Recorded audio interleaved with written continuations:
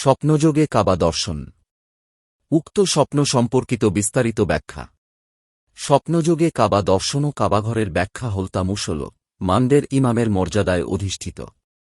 যে ব্যক্তি কাবাঘরের মধ্যে কোনো প্রকার কমবেশি পরিবর্তন লক্ষ্য করবে, এর অর্থ যে পরিমাণ কমবেশি সে দেখতে পেল সমপরিমাণ বেশ কম সমকালীন ইমামের মধ্যে প্রকাশ পাবে।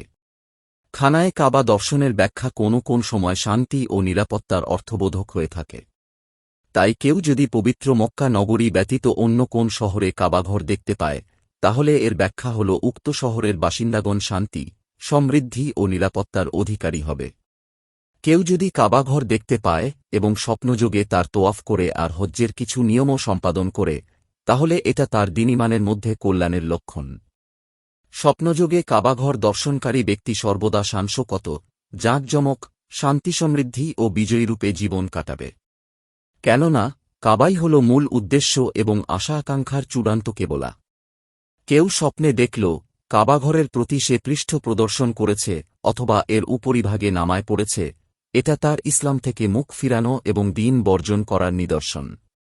ঘটনা এক ব্যক্তি হযরত সাঈদ ইবনে মুসাইয়াব রহ এর খেদমতে উপস্থিত হয়ে ঘটনার বিবরণ শোনাতে শুরু করল। আমি স্বপ্নে দেখলাম কাবাঘরের উপর নামায় পড়ছি। হযরত সাঈদ বললেন, তুমি আল্লাহকে ভয় কর। আমার মনে হয় তুমি দ্বীন ইসলাম থেকে খারিজ হয়ে গিয়েছ। লোকটি শকাতরে আরে করল, বিগত 2 মাস যাবত আমি কদরিয়া মতবাদের অনুসারী হয়ে গিয়েছি। হুজুর, এখন আমি এ মতবাদ থেকে আপনার হাতে তোবা করে নিলাম। অনুচ্ছেষা এক ব্যক্তি স্বপ্নে দেখল সোজা কেবলামুখী হয়ে সে নামায় আদায় করছে। এটা তার আল্লাহর পক্ষ হতে হেদায়ত প্রাপ্তি এবং রসূলুল্লাহ সাদ এর সুন্নতের উপর আমল করার নিদর্শন। কিন্তু শর্ত হল রুকু সিজদা, অন্যান্য হুকুম আহকাম যথাযথ এবং খুশুখু তথা পরিপূর্ণ একাগ্রতার সাথে আদায় করতে হবে। কেননা নামায় আল্লাহ তাআলার নৈকট্য লাভের উপায় এবং দ্বীনের ভিত্তিস্বরূপ। যদি নামায়ের মধ্যে কোনো প্রকার ত্রুটি দেখতে পায়, তাহলে বুঝতে হবে তার দ্বীনের মধ্যে সে পরিমাণ ত্রুটি রয়েছে যতটুকু সে দেখতে পেয়েছে। এক ব্যক্তি স্বপ্নে দেখল কেবলা হারিয়ে ফেলেছে, তালাশ করেও কেবলার দিক খুঁজে পাচ্ছে না। এটা দ্বীনের ব্যাপারে তার দিকভ্রান্ত ও পথহারা হওয়ার লক্ষণ। স্বপ্নে দেখল নামায় কিছু বাড়িয়ে দিয়েছে, এর অর্থ হবে ইসলামের কোন রুকন বা গুরুত্বপূর্ণ বিষয় সম্পর্কে তার আপত্তি অথবা সন্দেহ রয়েছে। কেউ স্বপ্নে দেখল কেবলার বিপরীতমুখী হয়ে নামায় পড়েছে, অর্থ হবে সে যেন কদরিয়া তথা ভ্রান্ত কোন মতবাদের অনুসারী হয়ে গেল। আর যদি দেখতে পায় পশ্চিমমুখী হয়ে নামায় আদায় করেছে, তাহলে এটা তার জবরিয়া সম্প্রদায়ে অন্তর্ভুক্ত হয়ে যাওয়ার নিদর্শন। কেননা পূর্বদিক নাসারা তথা খ্রিস্টানদের কেবলা আর পশ্চিমদিক ইয়াহুদী সম্প্রদায়ের।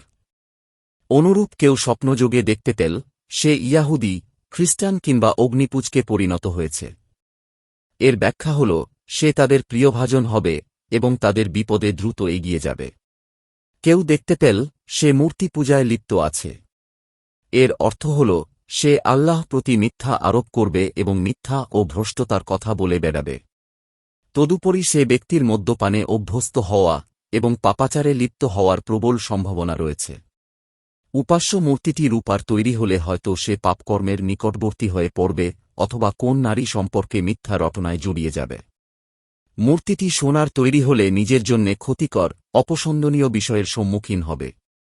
মূর্তিটি কাঠের তৈরি হলে সে দ্বীনের দৃষ্টিকোণ থেকে পাপাচারী লোকের সুহৃদ ও অন্তরঙ্গ বন্ধু হিসাবে ঘনিষ্ঠ হবে। কিন্তু মূর্তিটি যদি লোহা কিংবা তামার তৈরি দেখতে পায়, তাহলে এটা তার দুনিয়ান্বেষী হওয়ার নিদর্শন। কেউ স্বপ্নে দেখল সে অগ্নিপূজায় লিপ্ত আছে। এটা তার দ্বীনী ব্যাপারে শয়তানের প্ররোচনা ও অবৈধ হস্তক্ষেপ দেখতে পাওয়ার আলামত। উপাস্য আগুনে যদি শিখা না থাকে, বরং স্বাভাবিক হয়, তাহলে সে অবৈধ সম্পদ ও হারাম মাল অন্বেষণকারী হবে। কেউ স্বপ্নে দেখল সে লোকদের ইমামতির দায়িত্ব পালন করছে। কিন্তু যদি তার কেবলা সঠিক থাকে, তাহলে ব্যাখ্যা হবে সে ব্যক্তি একদল লোকের অধিনায়ক বা আমির নিযুক্ত হবে এবং অধীনস্থদের প্রতি ন্যায়ইনসাফ প্রতিষ্ঠা করবে। কিন্তু কেবলা যদি ঠিক না থাকে, তবে শাসন আমলে অধীন লোকদের উপর সে জুলুম নির্যাতন চালাবে।